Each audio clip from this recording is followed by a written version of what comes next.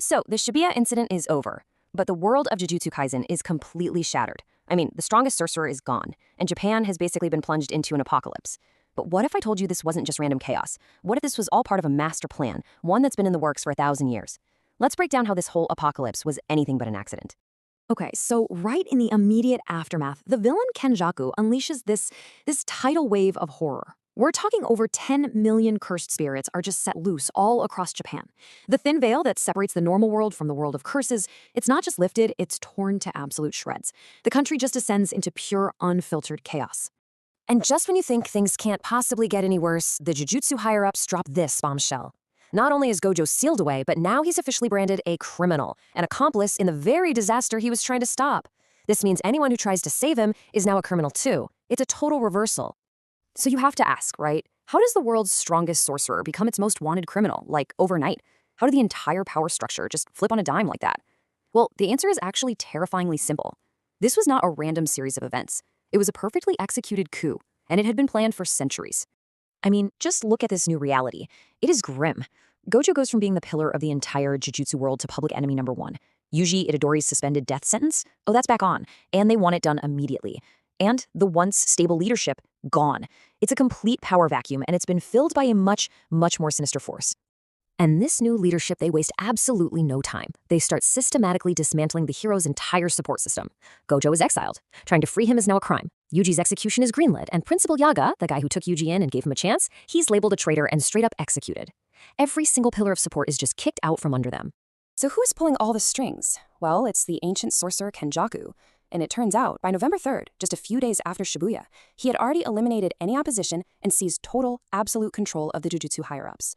Every single one of these decrees, every order, it's all coming directly from him. Okay, now here is where it gets really, really clever. On November 12th, the entire Zenin clan gets wiped out. So the Kamo clan, which remember is controlled by Kenjaku, petitions to have them removed from the great clans. But the higher-ups, who were also controlled by Kenjaku, put the decision on hold.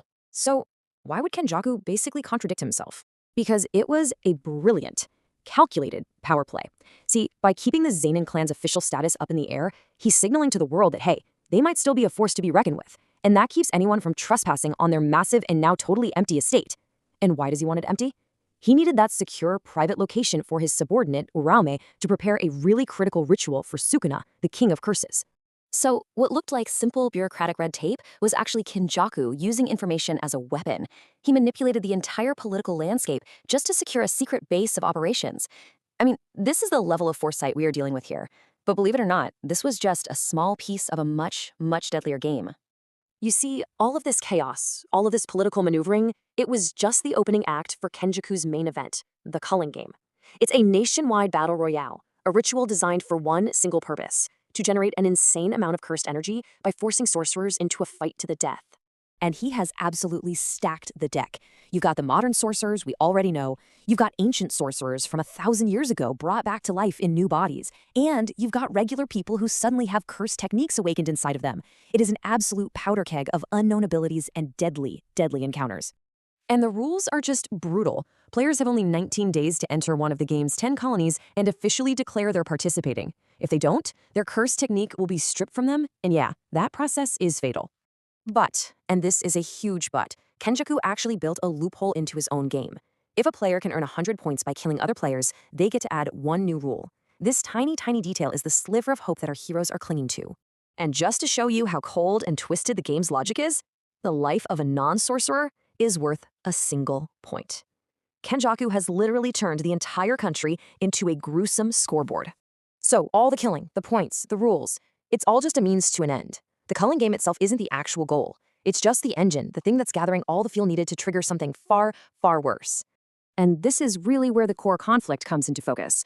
On one side, you have Kenjaku with this grand, terrifying ambition to forcibly evolve all of mankind.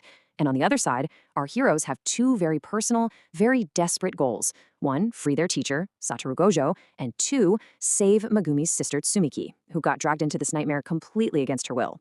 So they've got a plan. It's a total long shot, but it's all they have. The first part is to find a player known only as Angel who supposedly has a technique that can nullify other techniques, including the one that's sealing Gojo's prison. The second part is to use that 100-point rule to create a way for unwilling players like Tsumiki to safely leave the game. Which, of course, brings us right back to the ultimate question. Why? Why go to all this trouble? 1,000 years of planning, sealing Gojo, taking over the government, starting a nationwide death game. What could possibly be worth all of this destruction? Well, this is Kenjaku's endgame, the Tengen merger. Master Tengen, the immortal sorcerer whose barrier is the very foundation of the jujutsu world, has evolved beyond being human. Kenjaku's plan is to use the massive amount of cursed energy from the Culling Game to forcibly merge Tengen with every single person in Japan, basically erasing individuality and creating one massive, monstrous new being. His ambition is nothing less than rewriting reality itself. He doesn't want to rule the world. He wants to break it down and remake it into something new, something chaotic and powerful, all to usher in what he sees as a new golden age of jujutsu. So, the stage is set. The greatest sorcerer is off the board, the world is in chaos, and the villain's 1,000-year plan is finally reaching its climax. The only thing standing in his way? A handful of students who have already lost everything. The odds are completely impossible. But for Yuji Itadori and his friends, that's really just another day in the world of jujutsu.